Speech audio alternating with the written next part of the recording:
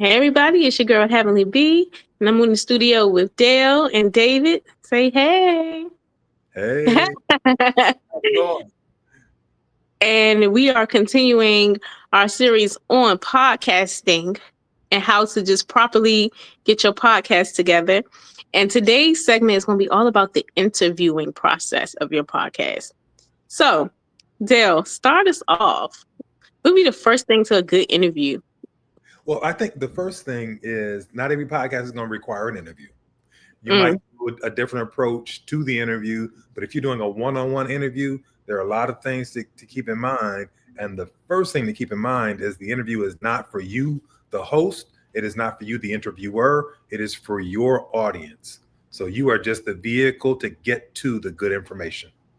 mm, that's good for sure.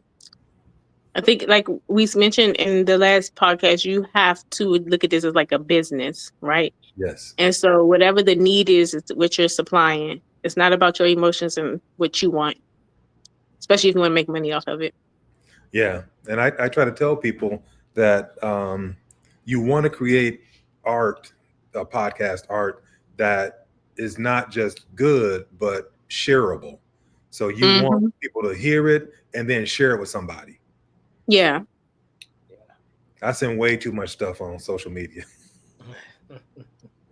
Listen, if it's shareable, yeah, share. Like some things don't, a lot of things don't compel you to even share. You like, what did I just watch? I've Yeah. said many times, like, what the heck did I just watch here? So, yeah, it's cool. That's what makes the new world go around. Sharing information. So we're going to break it up into two areas. And the one area is the interviewee, and the other area is how to construct that interview.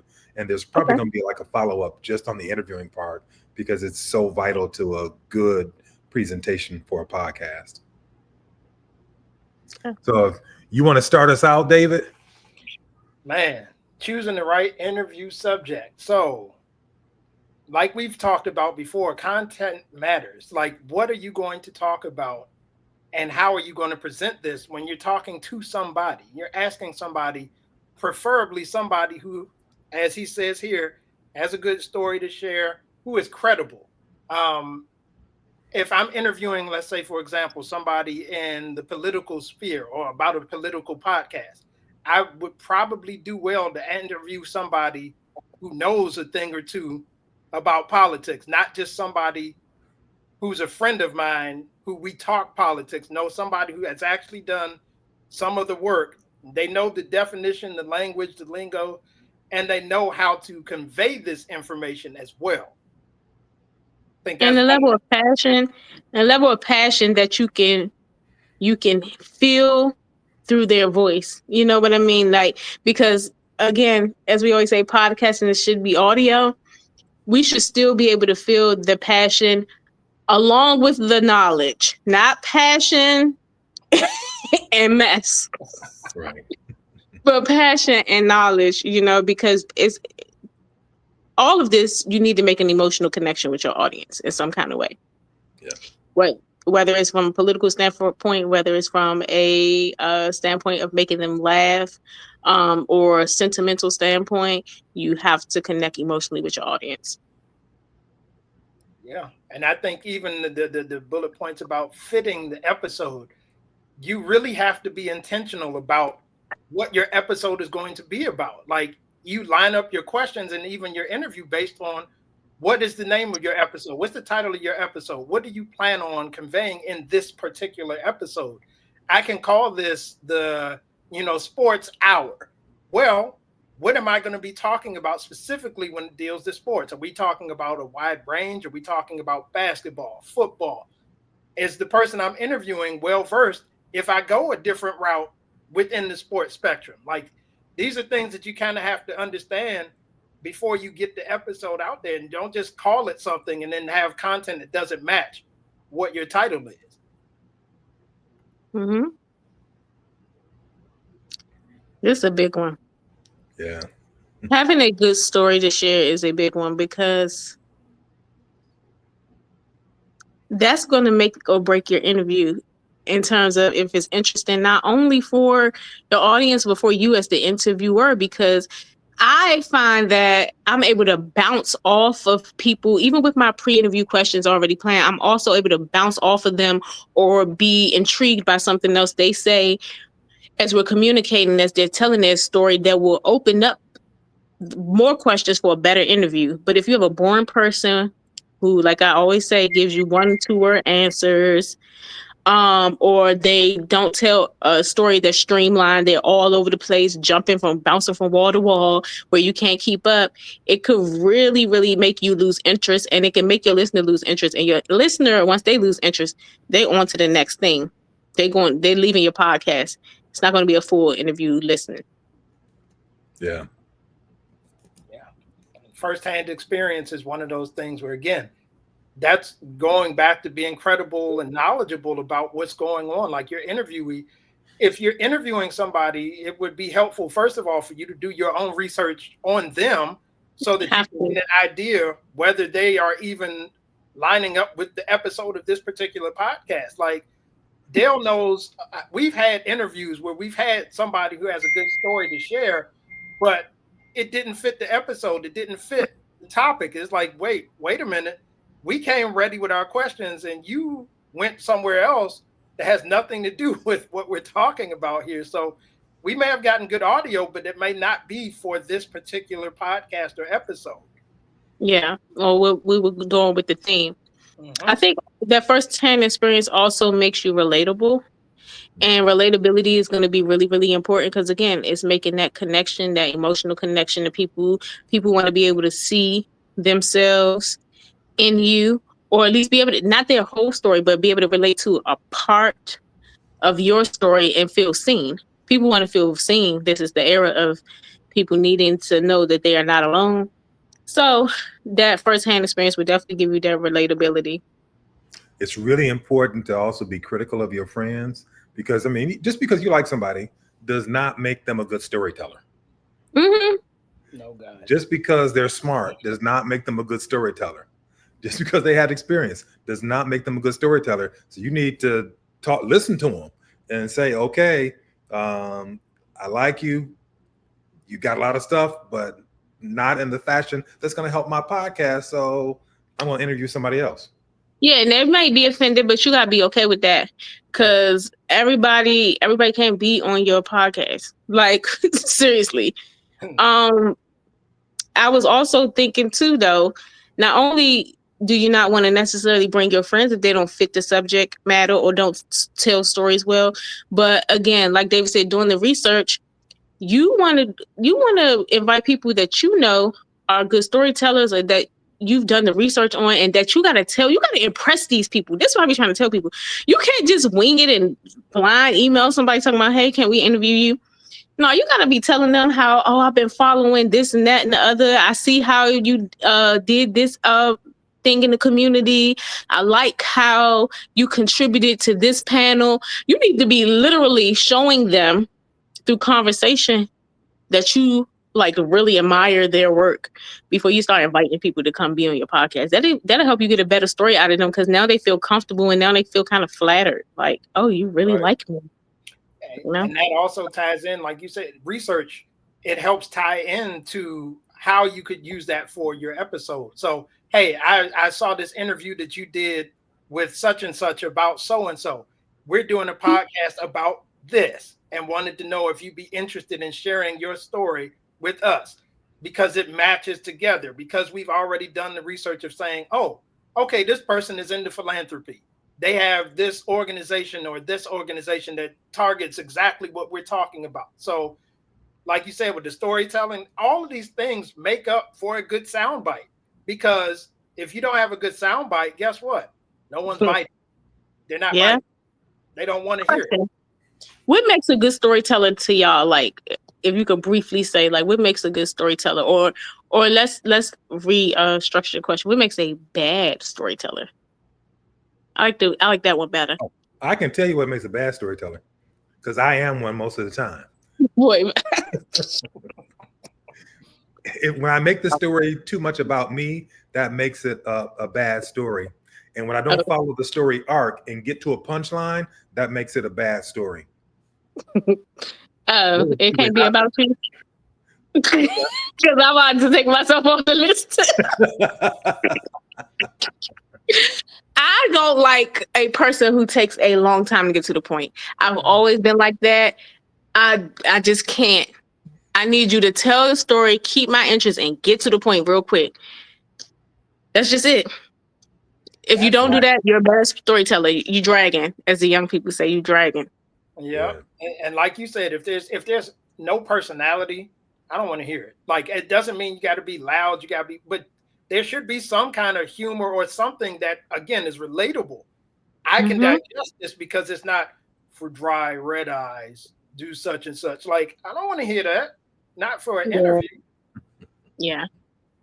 And let's be honest. Those of us with melanated skin happen to have a greater talent for storytelling. It's part of our culture. Yes. And that's a fact. Amen. It's often helpful if you're going to choose an interview subject that they be a good storyteller, but they should also be a subject matter expert. Now, a subject matter expert does not necessarily mean that they have a doctorate degree in that subject. You don't have to be a subject matter. You don't have to have a doctorate to know a lot about TikTok. Yeah, you just need to study it. You might be young and know a lot about TikTok. Yeah. I have certainly had young students show me how to manipulate the TikTok system. But would they be an expert? They're a subject matter expert because they spend the time learning TikTok and trying to work the system to create popularity. So they know about how to create popularity. They've watched videos on how to do it, and then they've tried those things out, and they know what works and what doesn't work. I know it's really easy for those of us in education, all of us, to like stick in our ivory tower and say it's all about academics and it's all about the scientific method, and it's not. I actually don't mind social media, people with social media followings being a subject matter expert in social media. Right. But I think I was kind of confused because I thought it meant that because they had this following that we would consider them a subject matter expert in general, like they can speak on anything. And no, because a lot of these people are just giving opinions and no research to back it up. And that's fine if that's the kind of podcast you're doing. You're just having a gossip or a current event type of podcast where you're talking about pop culture or something. But I did learn on TikTok that I have ADHD and menopause. I must say, because if you on that daggone internet, you're gonna be diagnosing yourself with everything. You're gonna be neurodivergent. You're gonna have, as a woman, you're gonna have PCOS. I'm like, why I keep getting these ads? I don't even have that. You're gonna have PCOS. You're gonna half the men on there going through menopause according to the internet. I'm gonna be in insulin resistance. Like it's like that's all you see, and you start diagnosing yourself. You start saying, You see how they start trying to diagnose celebrities and stuff, and I'm just like, based off of a clip. So now you start saying, well, I act like that too. So then you start diagnosing yourself. That's where I am. Poor dear. We're going to take the TikTok away. Right. Well, that brings up the next part. I mean, the subject matter expert should be smart. In that field. Yeah. I agree. No argument. Yeah. I like being around smart people. I trust them. I trust that this is going to be good and that you're not going to have me hemmed up later. Right. In a lawsuit. I'm just speaking as if I was, famous or something. Get me hemmed up because you didn't spewed out nothing but lies on my podcast. So I like smart people. Yeah. Yep. Smart enough that you can be fact checked. Speaking of. That's what I mean. Yeah. Speaking of. So these smart people have to also be credible. The good storyteller has to be smart and credible. And we can certainly tell if somebody's credible or not if they have no evidence. They're not credible. Yeah. I like the endorsed by others thing. Because to me, that's going to be the best credibility for me is the endorsement of other people. It's one thing for you to put your resume out there or to even show me some numbers. I can't even 100% trust that because y'all be out here inflating numbers and buying followers and buying your little check. They didn't ask me to buy a check. I'm like, I don't even got 2,000 followers on no platform. You talking? Do I? I don't think I do. I don't even check my followers. Point is, you want me to buy a blue check? Y'all buying followers blue checks? No, telling me that's gonna get my stuff shown to more people. By giving you money. So the point is, the endorsed by others works best for me. Word of mouth will always and has always been the best form of marketing and, credibility. Yeah. Peer reviewed. There's a reason for it. Like what is not what you're saying about what you're presenting. It's what the people are saying that ultimately is going to determine whether you're successful in this field or not. Mm-hmm. Receipts. I do want them to teach me how to go viral, so I'm gonna go ahead and find me a social media. Are you an influencer? Yeah, after my influencer era, I'm researching everything to get me out of corporate. Now I do need to skip the next slide because there's a spelling mistake in there, and I'm embarrassed to have. Okay, I'm gonna go ahead and play it, but everybody know there's a spelling mistake. And I'm not going to say who caught the spelling mistake, but it's there. I don't even have my glasses, so I got just barely. Oh, it's there, and people who see this will recognize the spelling mistake. I'm letting y'all know I saw it first. Okay. In the comments, and he's a professor. I make spelling mistakes sometimes. We all do it, and I'm still quite smart. So well known. Does that really matter? I don't agree with. Okay, let's hear it. Let me be on one side of the argument. Oh no, David, you be on one side of the argument, and then Heavenly be on the other side of the argument, and then the non-speller can judge. David said, "How I get it?" Okay, go ahead. Why don't you? I don't feel like you need to be well known. I feel like you need to be a subject matter expert. You need to be interesting. You need to have something to share that's valuable, and you will draw people in that way. So you only need to be well known to a podcaster who is trying to have a mutually beneficial relationship where you help them build their audience.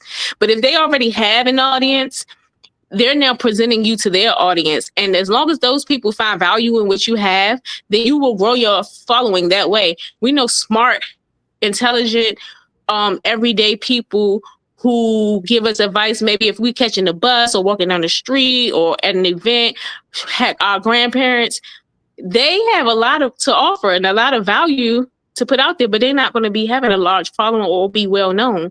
They're just your everyday person. And so I think that it's more about what they bring than their popularity. That's just me. I want a good interview. I don't care who it is. I kind of agree with you because I think there's certain situations where the interview is giving them the opportunity to be well known. It's putting them out there in a way that they haven't been able to do on their own, not because they're not knowledgeable, but perhaps they just don't have the platform. They don't have the team that'll put it forth in a way that showcases what they're able to do and what they know. So well known, I think that may be a little bit more subjective than anything, because you can be great and not well known, and you can be well known and not be great. So I kind of agree with you on that one, Heavenly. Thank you. You were supposed to be the other side of the argument. So I gotta the other side. And say, but they disagree with me. You can't make him not agree with me. Yeah, you should be well known. Next.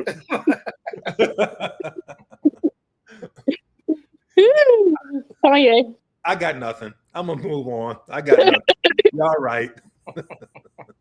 But they should fit the podcast and fit the episode. Yes. Just because I'm well known does not mean I'm going to fit your podcast or your episode. If you're doing Dungeons and Dragons, I'm not your expert.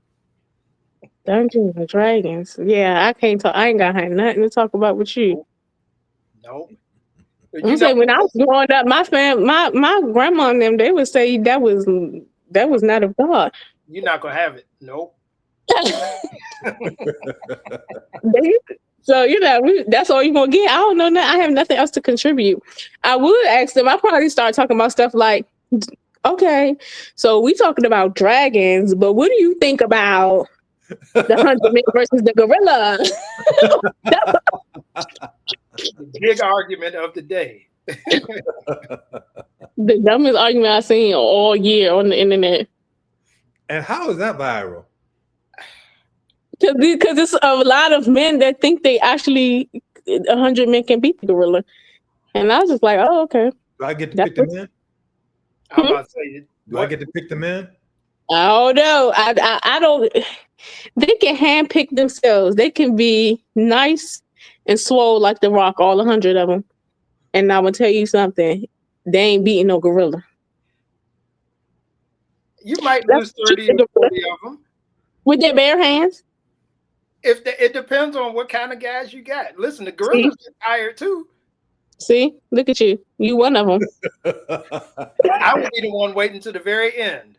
I'll be the one watching from the sideline because I picked 100 idiots to get in there and fight a gorilla. The gorilla is looking like what are y'all on? Y'all really bored. Like something is. What did I do to y'all? Like that. I want to know who came up with that conversation too. But I just imagine the gorilla slinging everybody off them into a tree or something. Like just all that might, all that strength. 40 of y'all can jump on him at one time. Everybody getting flung off. Bloop, bloop, bloop, bloop. Yeah. I don't want to test it to figure it out. Put it to you like I don't want you to.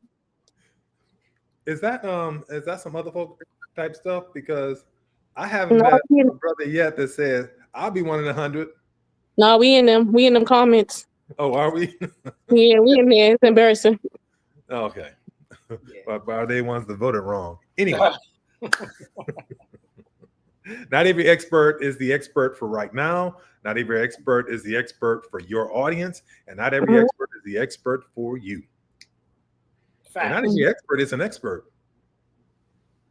What is something that can qualify you as an expert though? We talked about the example of the social media, like if they actually have a following, but like I guess that's the word that trips me up. What makes you an expert? I feel like you like. Okay. Let me give you an example, and this is a political example, and this is just because I'm a real nerd. A lot of people have heard the name Pete Navarro. Mm-hmm. He was in the first Trump administration. He wrote a book about economics. He was considered an economics expert. He's responsible for this whole idea that tariffs are a good idea. Mm. Pete Navarro. In his book, he quoted himself. He made an anagram of his name, Ron Vero. And that was quoting himself. He created his own expertise. And then he was recognized by the president of the United States as an expert and then a diplomat. And he did end up going to prison, but he was considered an expert at the time. So basically, you just got to be crowned an expert. Like, you don't have to do anything in particular, but be crowned by a person of power or a person in a higher position than you. And they call you an expert. They position you as an expert, and then you become an expert. That's how it works. That's the danger right now. That's how it is nowadays. Yep. But I mean, back in the day, you used to have to show consistent success to be considered an expert, and not just consistent success, but success at a higher level than most everybody else. Like it's not just, oh, everybody can do this same thing. It's like, no, I'm doing this at a high level consistently. Right. And now it's like, well, we called you an expert because you've done it once or twice, or we like what you did. You're an expert. Mm-hmm. Speaks well. If you're doing a podcast, as well. Not everybody has a good voice. Okay. There are some people who might have really good knowledge, but you don't want to hear them talk. Yeah. I know somebody and they on the radio. So See? I don't listen to that show because your voice is annoying. Same. Exact same. We've done So- interviews with certain individuals who, yeah, no matter how great of a story it was or how much we tried to help, like, yeah, nah, I can't get over your voice. Sorry. We've had people on our team. Sorry. Yes. Yes. Testify. And sometimes it's just voice, but sometimes it's also the enunciation. I'm And not the saying that pacing. you're using big words, but if you mispronounce little words, you're taking your It's credibility also away. pacing. If you talking so slow that I can't like that, I'm I know who you're jumping talking about ahead right of you. now. I know who you're talking about. I can't do it. I can't You're do wrong, it. but you're right. Mhm. So I can agree with that. The voice matters. Speaking well does matter, but I feel like it's aligned with it because, like for me, sometimes when I get comfortable and my podcast listeners become my homegirls and homeboys, I'm about to just get very DC, very slang. I'm Ebonics and I'm not worried about it. And so I don't know if that would be considered speaking well, but Yes, I know how to speak well when the time is right. I'm just right now. What's up, homegirl? Let me tell you about what happened the other day, girl. Now I ain't say the other day, the other day, girl. but everybody understood. Everybody. I was about to say, at the end of the day, speaking well really breaks down to how well you communicate and making sure that it's understood. Like, if you're using slang, you're using it in a way that is helping to move the story along and to connect the story. It's not taking away from the story. It's not like you're speaking in code. Because, you know, as melanated people, we got all kind of languages mixed in with this quote unquote King's English and all this other stuff. We can communicate, but everybody can't use it the same way. Like, you can tell your story and talk to your homegirls a certain way and still somehow connect that to the mass audience. Everybody cannot do that. Mm-hmm. And that's how you have to know who your audience is. Who your audience is, so you can know if they can handle what you're talking about without saying, "Huh? What is that?"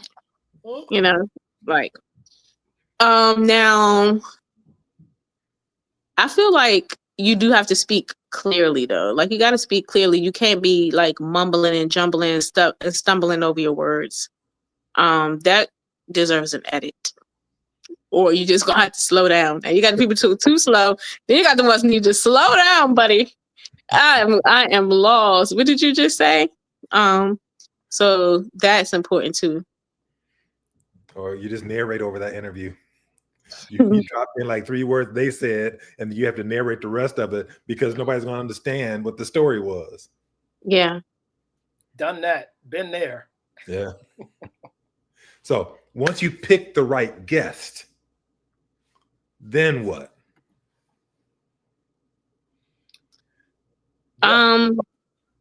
So we say structuring the interview.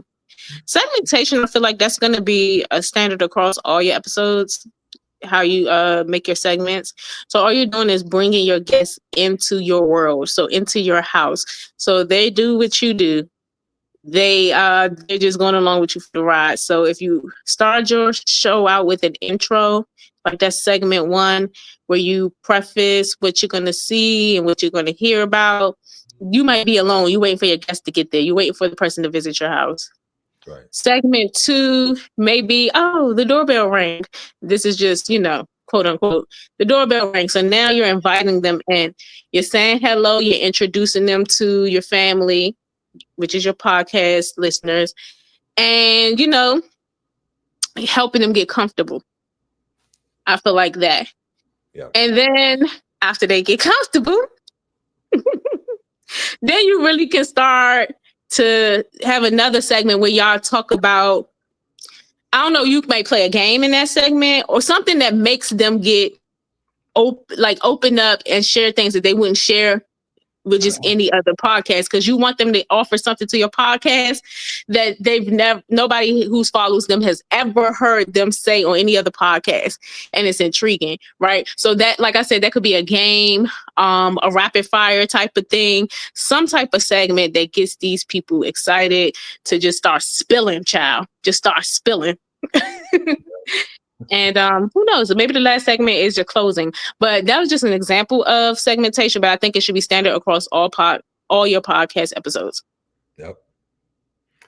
I should have probably put this slide up faster since you did this. So let's just move on to the next one.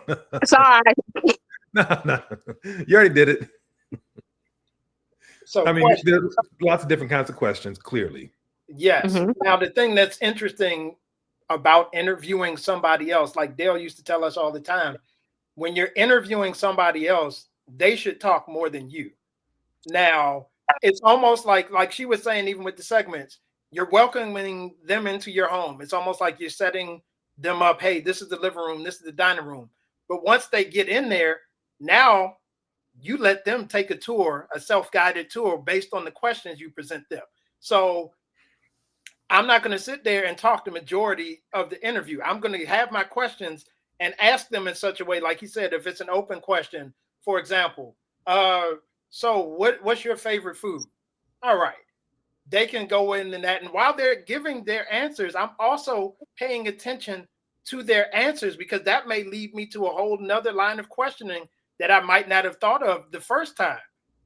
But I have questions prepared so that as I go down this, I'm following them now. I'm not talking over them while I ask them, hey, what do you think about such and such? I let them talk and try to express their thought before I move on to something else. I'll say though, yeah, that you can get off, because that's what makes it very much so conversational. We just got to know how to get back on. And that's why I think having notes are important too. If we go back to why it's important to go ahead and format and structure your episode, you need something in front of you to help you get back on track, because if you do this right, you will kind of get off. You just need to get back on naturally. It got to be effortless. It cannot be rigid. It got to be smooth. Don't go down that rabbit hole unless you know how to get out of it. Yeah. If I go down the rabbit hole, it's by accident. I try to avoid those. Yeah. I've seen a lot of interviewers do this ambush approach, and I think that's like the death of an interview, because if you don't get good audio, they ain't coming back. They're not coming back. If you ambush me, I'm not coming back. So you got to really be Wendy Williams. Like, don't care if I come back. Like, because if you care, baby, don't do the ambush method. It could be a useful tool depending on the situation, but I would try to avoid it. Yeah. Because I want people to come back. Yeah. I think I want to be good enough at interviewing that I can give them hard questions and they answer them, but still feel good about having given me the answer they had not intended to give. Yeah. Okay, so see, for me, that's where I think my strategy comes in. It's a strategy, but it's also still real. It's still authentic.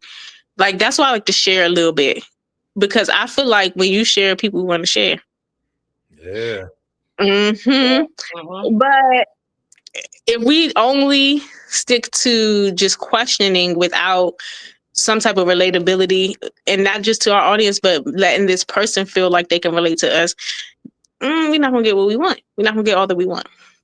No, you just talked about the whole self-disclosure thing, and there's this social pressure for self-disclosure equilibrium. So if I create a positive environment with the interview, so you're feeling good and I'm feeling good, and then I tell you something about me, there's this social pressure for me to tell you something about me too. So we have the same level of self-disclosure. And so you're saying stuff about you makes me feel like I need to say stuff about me, and that makes me open up. I'll make you feel like you got to, but I'll make you want to, because you're like, man, me too. I ain't even gonna lie, I was too scared to say it, but I love that. It's like, it's okay. It's to show them it's okay. Now, keep in mind, if you're going to be interviewed, and if you are the interviewer, you still have your boundaries now. You got to tell all your business.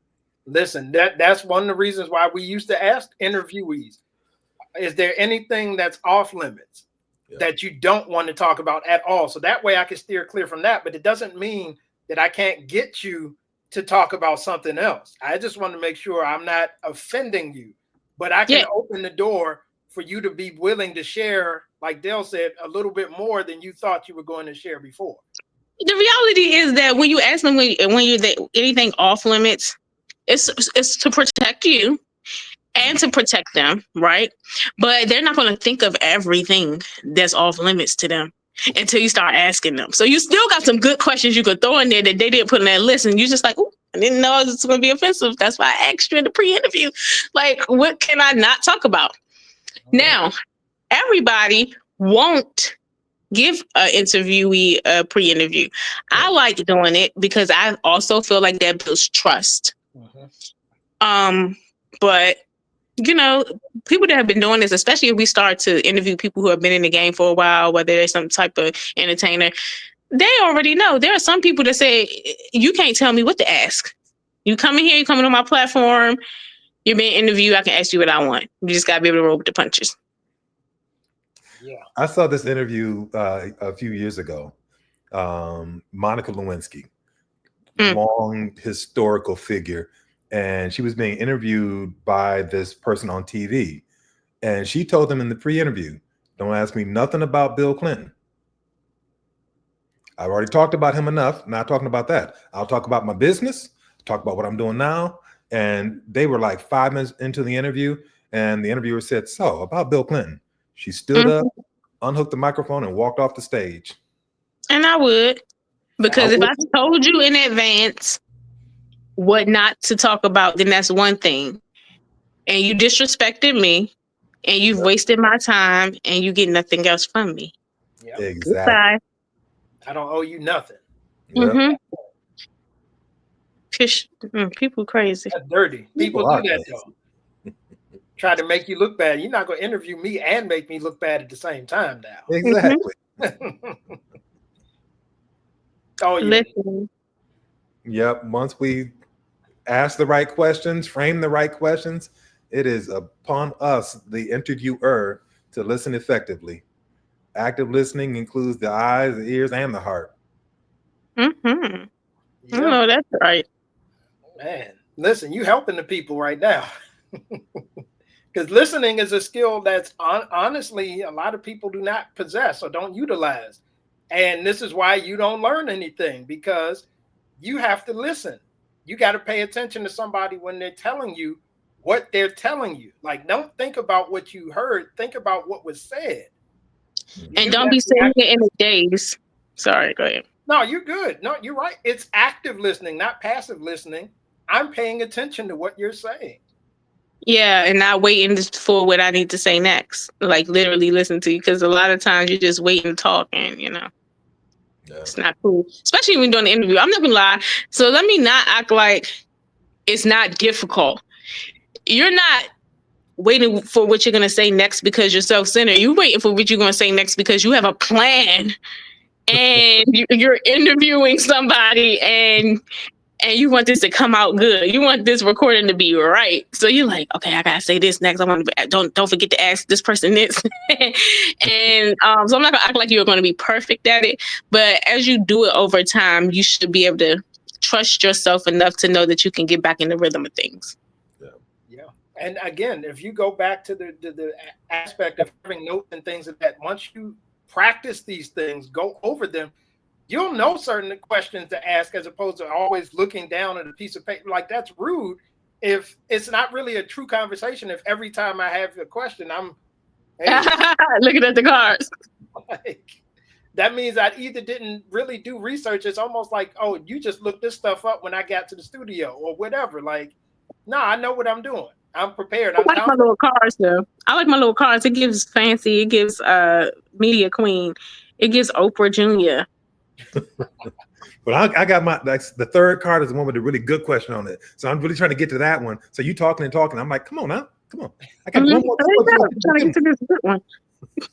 Now, that last bullet point silence is, again, we talked about not over talking your interviewee.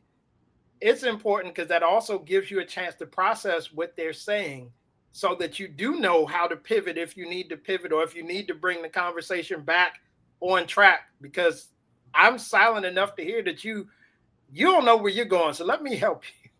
Yeah, and that's what I say. And that's when you got to break the silence. And sometimes you gotta quiet them on up, because Lord, you can get a person that's gonna ramble. They done went off the deep end, and I gotta reel it back in, baby. We gotta reel you back in because you're taking this interview somewhere else. So sometimes you have to know when to jump in and how to keep the interview on track, even with your guests. Yep. And the last slide. Hey, nothing else to say. Practice makes better. There's no substitute for putting in the work. So in our future episodes, we're going to talk not just about the interviews, but constructing like a focus group, and also putting together the editing process and promotion. We have an expert sitting here promoting these things. So we'll talk later about that one. All about podcasting. We've done the evaluating other people's podcasts. Now we're going to train y'all how to do your own podcast. Do it well. Yay! Can't wait, guys. Yeah. So make sure you are tuned in next week to another episode so that you can get more information to begin or fine-tune your podcasting journey. As always, follow us on all social media platforms. Until next week, we love you guys. Peace. Mwah. In recording.